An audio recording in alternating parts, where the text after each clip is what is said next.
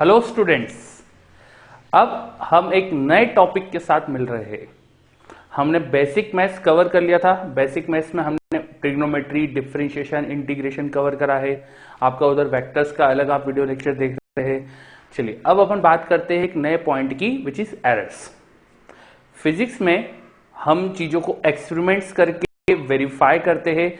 हम कई सारे लॉस जो हम पता करते हैं, आसपास के जो हमारे फिनोमेना है, जिन लॉ से गवर्न हो रहे हैं, उन लॉस को हम वेरीफाई करते हैं using experiments.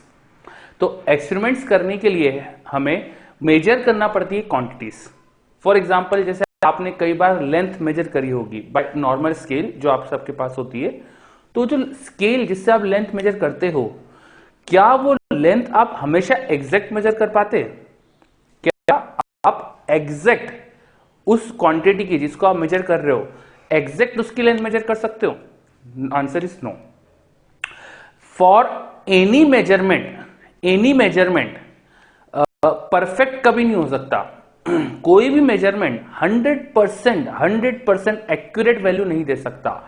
There may be और there definitely is some mistake, some error, some uncertainty, some problem और change in the measured value. जो एक्चुअल वैल्यू होगी फिजिकल क्वांटिटी की, वो आपको कभी नहीं मिलेगी। उससे आप थोड़ा सा डिफर करोगे। आपकी जो वैल्यू मेजर्ड है, वो डिफरेंस जो होगा वो हो सकता है बहुत छोटा हो, वो इतना छोटा हो कि वो आपके लिए इममटेरियल हो, वो इतना छोटा हो कि आप उसे निग्लेक्ट कर सकते हो। But there is some difference, there is some error. तो जब भी हम फिजिकल क्वांटिटी को मेजर करते हैं, फिजिकल क्वांटिटी हम एग्जैक्ट 100% एक्यूरेसी से मेजर नहीं कर सकते एंड 100% प्रिसिशन से भी मेजर नहीं कर सकते। तो जो भी अनसर्टेनिटी, जो भी डिफरेंस आता है मेजर्ड वैल्यू और एक्चुअल वैल्यू का, बस इसी को अपन नाम देते हैं एरर। तो ये हमारे पास लिखा भी है, हम एक बार समझते भी है।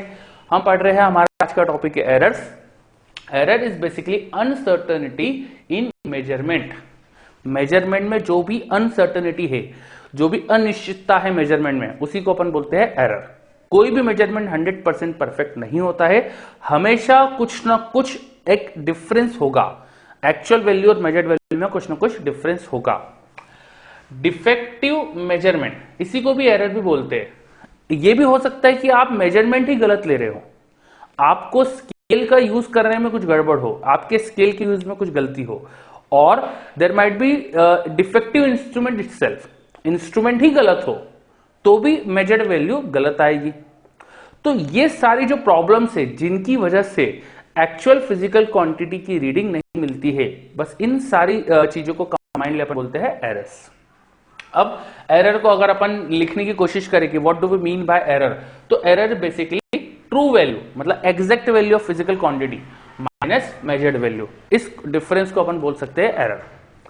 एरर को अगर अपन डिवाइड करने की कोशिश करें, एरर तो इटसेल्फ मतलब गलती है बेसिकली, पर वो गलतियों के कारण क्या है, वो गलतियों के प्रॉब्लम्स के रीजंस क्या है, उस हिसाब से अपन एरर को क्लासिफाई कर सकते हैं। तो एरर्स को हम दो तरह से क्लासिफाई करते हैं। One is called systematic errors, एक जो हमारा क्लासिफिकेशन का तरीका है that is called systematic error, and the second way of classification is random errors. एक तरीका होता है systematic error and second way of classification is random error. Systematic error, अब इसको डिस्कस करते हैं हम। तो नाम से ही समझ में आ रहा है, these are systematic, these are known, these are can be guessed. ये कैसे हो रही है आप पता लगा सकते हो, आप सोच सकते हो कि ये कारण हो सकता है एरर होने का। जैसे एग्जांपल के लिए सिस्टमैटिक एरर को भी अपन अगर फर्दर डिवाइड करें तो they might be due to instruments. आप जिस इंस्ट्रूमेंट से रीडिंग मेजर कर रहे हो वो इंस्ट्रूमेंट ही फॉल्टी हो। आप लेंथ मेजर कर रहे हो एक स्केल से और स्केल में ही गलती हो, स्केल में ही मार्क्स जो बने हैं वो इक्वल डिस्टेंस पे नहीं है, उनमें ही गलतियां हो, तो डेफिनेटली आपकी मेजर्ड वैल्यू में भी एरर आएगी। तो आपका इंस्ट्रूमेंट ही फॉल्टी हो तो एक एरर का कॉज हो जाएगा। एनवायरमेंटल एरर, आपको जो एक्सपेरिमेंट परफॉर्म करना था वो करना था 50 डिग्री सेल्सियस पे। सपोज आपको एक्सपेरिमेंट में 50 डिग्री सेल्सियस पे वाटर का वॉल्यूम सपोज मेजर करना है, पर ड्यू टू एनवायरमेंट की वजह से टेम्परेचर में फ्लक्चुएशंस हो सकते हैं। आपने वाटर को वार्म करके गर्म करके रखा, उसका टेम्परेचर आपने थर्मोमीटर से मेजर करा, बट आप कूल सराउंडिंग में थे। आप थर्मोमीटर से मेजर करने के बाद, टेम्परेचर मेजर करने के बाद आप वॉल्यूम मेजर करने गए, during this time water suppose cool हो गया, वाटर का टेम्परेचर थोड़ा ड्रॉप हो गया, तो आपका एक्सपेरिमेंट जो है वो आप चाह रहे थे 50 डिग्री सेल्सियस पे परफॉर्म करना, बट किसी और टेम्परेचर पे परफॉर्म हो रहा है due to factors amounting due to environment. और एग्जांपल देखें तो स्केल्स अगर मेटल की बनी हो, मेटल स्केल्स में मार्क्स जो बना है वो सपोज हमने 20 डिग्री सेल्सियस पे बनाए थे, 20 डिग्री सेल्सियस पे मेटल स्केल को हमने प्रिपेयर करा था। अब इसके मार्क्स 20 डिग्री सेल्सियस पे इक्वल गैप पे है, सपोज 1 mm गैप पर है, लेकिन आप स्केल को यूज कर रहे हो इन एन एनवायरमेंट जहां टेम्परेचर 40 डिग्री सेल्सियस है, तो 40 डिग्री सेल्सियस आने पर स्केल में डेफिनेटली थर्मल एक्सपांशन होगा। Every object expands upon heating. बहुत सारे ऑब्जेक्ट कंप्रेस भी होते पर अभी अपन उनकी बात नहीं कर रहे। मेटल्स नॉर्मली एक्सपांड करती है ऑन हीटिंग, तो मेटल के एक्सपांशन की वजह से स्केल के मार्क्स की गैप भी बढ़ जाएगी, and due to this increment in gap वहां मेजरमेंट में गलतियां हो सकती है। तो ये फैक्टर हो गए सारे एनवायरमेंटल फैक्टर्स। तो एक हमारा सिस्टमेटिक एरर का कॉज था इंस्ट्रूमेंट, और दूसरा हो गया एनवायरमेंटल। और अगर फर्दर हम देखें और कॉजेस देखें तो ऑब्जर्वेशनल एरर भी हो सकती है। आप ऑब्जर्वेशन ही गलत ले रहे हो, इसकी वजह से एरर हो सकती है। जैसे कई बार हमारे पास निडल वाले इंस्ट्रूमेंट होते हैं, वो निडल के डिफ्लेक्शन को हमको देखना पड़ता है। जब निडल डिफ्लेक्ट हो रही है तो हमको रीडिंग्स मिलती है। अब ये निडल का डिफ्लेक्शन, इसका देखने का जो तरीका होता है वो होता है परपेंडिकुलर। आप एकदम परपेंडिकुलर रहे निडल से और उसे ऑब्जर्व करें रीडिंग क्या है, पर आपने गलती से देखा, आपने थोड़ा सा एंगल से देख लिया, तो आपको रीडिंग किसी और वैल्यू पे मिल सकती है। निडल की आपको जो वैल्यू दिख रही है वो किसी और किसी चीज के साथ मैच करते हुए दिख सकती है। तो इस तरह से गलतियां हो सकती है रीडिंग्स लेने में, ऑब्जर्वेशन की गलतियां हो सकती है। इन सारी गलतियों को कंबाइन अपन बोलते हैं ऑब्जर्वेशनल एरर्स। देन और फर्दर देखें तो लीस्ट काउंट एरर, ये बहुत काम की चीज है बेटा हमारे लिए। लीस्ट काउंट एरर, हर इंस्ट्रूमेंट के मेजरमेंट की एक लिमिट है कि इससे छोटी वैल्यू मेजर नहीं कर सकता। Every instrument has a least count, a minimum value which it can measure. For example, आप जो घरों में नॉर्मल स्केल्स यूज करते हैं, they have a least count of 1 mm, तो they can not measure quantity with precision of more than 1 mm। वो 1 mm से ज्यादा प्रिसीजन से कोई भी चीज मेजर नहीं कर सकते हैं। तो उनकी जो रीडिंग होगी उसमें लीस्ट काउंट के बराबर तो अनसर्टेनिटी होगी ही, बिकॉज 1 mm जो नॉर्मल स्केल है वो 1 mm से ज्यादा प्रिसाइज मेजरमेंट कर ही नहीं सकते, तो there is uncertainty of 1 mm। Hence every instrument has some uncertainty depending upon its least count. तो हर इंस्ट्रूमेंट की मेजर्ड वैल्यू में उसके लीस्ट काउंट के बराबर एरर तो होती ही है। इस एरर को अपन बोल देते हैं लीस्ट काउंट एरर। इसे हम इंस्ट्रूमेंट एरर की बात नहीं करेंगे, ये इंस्ट्रूमेंट एरर का पार्ट नहीं होगा। ये इंस्ट्रूमेंट का एक बेसिक नेचर है कि उनके लीस्ट काउंट की बराबर एरर तो होगी ही, और इंस्ट्रूमेंट फॉल्टी हो तो वो एरर इंस्ट्रूमेंट एरर कहलाती है। Least count error is not fault की वजह से, ये फॉल्ट की वजह से नहीं है। इंस्ट्रूमेंट खुद ही फॉल्टी हो तो वो एरर अलग चीज होती है, और लीस्ट काउंट एरर तो हर एक्यूरेट इंस्ट्रूमेंट में भी होगी। चलिए नेक्स्ट, फिर personal error, experimental error. Personal error का मतलब अब जो पर्सन एक्सपेरिमेंट परफॉर्म कर रहा है उसी को कुछ गलत आता है, उसने कुछ गलत सीख रखा है, या एक्सपेरिमेंट करने का उसे तरीका नहीं पता है, या तो पर्सन की स्पेसिफिक नेचर की वजह से कुछ गलतियां हो रही है, या एक्सपेरिमेंट सही परफॉर्म करने की वजह से गलतियां हो रही है। तो इन एरर्स को भी अपन करस्पॉन्डिंगली बोलते हैं personal and experimental error. For example, किसी को कोई इंस्ट्रूमेंट यूज करते नहीं आता है तो वो एक्सपेरिमेंट में उस इंस्ट्रूमेंट का यूज सही नहीं कर पाएगा, हेंस यूज सही नहीं करने की वजह से भी कुछ एरर हो सकती है। तो ये हमने देखा उन सभी कॉजेस को जो सिस्टमेटिक एरर के अंदर आते हैं। ये सभी कॉजेस नोन है, तो इनको हम अवॉइड भी कर सकते हैं।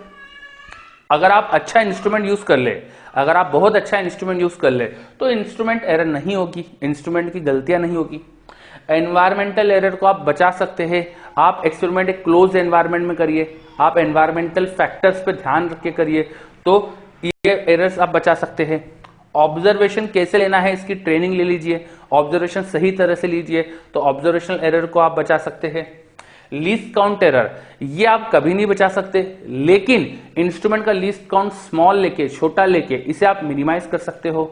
आप मोर प्रिसाइज इंस्ट्रूमेंट, मोर अच्छा इंस्ट्रूमेंट ले सकते हो, ऐसा इंस्ट्रूमेंट जिसका लीस्ट काउंट कम है, तो इस एरर को आप कम कर सकते हो। पर्सनल एरर भी अवॉइड करी जा सकती है, जो पर्सन एक्सपेरिमेंट परफॉर्म कर रहा है उसको एजुकेट करके। देन एक्सपेरिमेंटल एरर, एक्सपेरिमेंट का परफॉर्म करने का तरीका सही करके हम एक्सपेरिमेंट्स एरर से भी बच सकते हैं। तो ये सारी एरर्स के जो कॉज है वो नोन है, hence they can be avoided, because they are known they can be avoided. अब इन्हें अवॉइड तो कर सकते हैं अपन, एक इनकी एक प्रॉपर्टी और होती है, हमेशा सेम डायरेक्शन में होने का सेंस होता है। इट मींस आप अगर इंस्ट्रूमेंट गलत यूज कर रहे हो, इंस्ट्रूमेंट में मार्क्स जो है वो 1 mm से कम पे, नॉर्मल स्केल की बात करें तो उसमें 1 mm पे मार्क्स होने चाहिए, अगर वो कम पर है तो हमेशा ही कम पे रहेंगे। आप इंस्ट्रूमेंट को जितनी भी बार यूज करेंगे हमेशा आप सेम टाइप की एरर करेंगे, तो ये एरर्स हमेशा एक ही डायरेक्शन की होती है। सिस्टमेटिक एरर का कॉज क्योंकि फिक्स है तो वो हमेशा एक ही डायरेक्शन का होने वाली है। आप बार बार एक्सपेरिमेंट रिपीट करोगे तो भी आप सेम टाइप की ही एरर कर रहे होंगे। तो एक प्रॉपर्टी होती है सिस्टमेटिक एरर की कि वो हमेशा सेम डायरेक्शन में सेम टाइप्स की होने वाली है। चलिए, तो हमने बात करी सिस्टमेटिक एरर्स की, these are due to known causes, hence they can be avoided.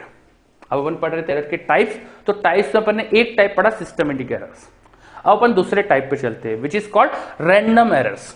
नाम से समझ में आ रहा है, these are random, these have no known causes, इनका कोई कॉज नहीं है, इनका कॉज हमें पता नहीं है, इसलिए इनको हम होने से बचा भी नहीं सकते। आप इंस्ट्रूमेंट में गलती कर रहे हो, रीडिंग लेने में या कुछ और गलती कर रहे हो, आपको पता ही नहीं है, तो आप इन्हें होने से बचा भी नहीं सकते हो। आप सारे केयरफुल, सारे आपने चीजें सही करी, आपने इंस्ट्रूमेंट सही लिया, बाकी सब करा, स्टिल कुछ एरर हो सकती है। तो जो ऐसी एरर्स है जो आपके केयरफुलनेस के बाद भी हो रही है, उन सबको अपन टर्म करते हैं random errors, and they are random. हर मेजरमेंट में वो अलग वजह से हो सकती है। कई बार आपने स्केल सही नहीं रखी, इस वजह से एरर हो गई, कई बार आपने स्केल को इस तरफ तिरछा रख दिया, कई बार उधर तिरछा रख दिया, आप डिफरेंट तरीके से गलतियां कर सकते हो। तो रैंडम एरर का कॉज अलग अलग हो सकता है इन ईच मेजरमेंट, बिकॉज इनका कॉज अलग है। पहली चीज तो इनको अवॉइड नहीं कर सकते बिकॉज कॉज ही नहीं पता है। सेकेंड थिंग, अब इनका कॉज अलग अलग है तो वो साइन और मैग्नीट्यूड में भी अलग अलग होती है। हर मेजरमेंट के बाद आपकी जो एरर आ रही है डिफरेंट मेजरमेंट में डिफरेंट मैग्नीट्यूड की हो सकती है। कभी आप ज्यादा एरर कर रहे होंगे, कभी कम एरर कर रहे होंगे, एंड इनकी डायरेक्शन भी अलग हो सकती है। कभी आप क्वांटिटी ज्यादा मेजर कर रहे हो, कभी आप क्वांटिटी कम मेजर कर रहे हो। तो इनका साइन, दैट इज डायरेक्शन, ज्यादा या कम मेजर करना, एंड मैग्नीट्यूड मतलब कितनी ज्यादा है कितना कम मेजर करना, ये भी बदल सकता है, ये भी रैंडम होता है। तो रैंडम एरर की ये बहुत काम की प्रॉपर्टी है, they have random sign and magnitude. Because of this, अगर हम एवरेज ले, अगर हम एक ही फिजिकल क्वांटिटी को कई बार मेजर करें तो कुछ टाइम्स अपन ने उसको ज्यादा मेजर कर लिया, कुछ टाइम हमने उसको कम मेजर कर लिया, अब मैं एवरेज लूंगा तो हो सकता है मैं अपनी एग्जैक्ट वैल्यू के क्लोज पहुंच जाऊं। एवरेजिंग लेने में हो सकता है कि जो ज्यादा मेजरमेंट और कम मेजरमेंट से मुझे एवरेज वैल्यू मिली वो एक्चुअल के क्लोज आ जाए। तो इस तरह की जो एरर होती है, दे can not be avoided but they can B minimised. How can be minimised? By taking average. तो हम एक ही फिजिकल क्वांटिटी को कई बार मेजर करते हैं, कई रीडिंग्स लेते हैं और उन सारे रीडिंग्स का एवरेज लेके फाइनली रिपोर्ट करते हैं। इस तरह से रैंडम एरर को हम कम कर सकते हैं। We can not avoid them but we can minimize them, and systematic error को होने से बचा सकते हैं। एक्सपेरिमेंट को सही तरह से करिए और सारे जो कॉजेस हो सकते हैं इनके, उनको अवॉइड करके। चलिए, तो अपन ने बात करी व्हाट आर एरर्स। एरर्स क्या होता है? तो हर फिजिकल क्वांटिटी के मेजरमेंट में कुछ अनसर्टेनिटी, कुछ गलतियां हो सकती है। तो वो अनसर्टेनिटी या जो गलतियां है उन्हीं को अपन कंबाइनली बोलते हैं एरर्स।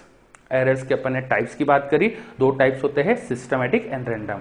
सिस्टमेटिक एरर के कॉजेस आपको पता है तो इन्हें आप बचा सकते हो होने से, इन्हें अवॉइड कर सकते हो। एंड रैंडम एरर के कॉज नहीं पता है but they can B minimised by taking average. चलिए, अपन ने एरर के बेसिक्स को कवर करा है। अब अपन आगे बात करने वाले हैं absolute errors, mean absolute error, errors को कैसे रिप्रेजेंट किया जाता है, इन सब चीजों के बारे में। Thank you.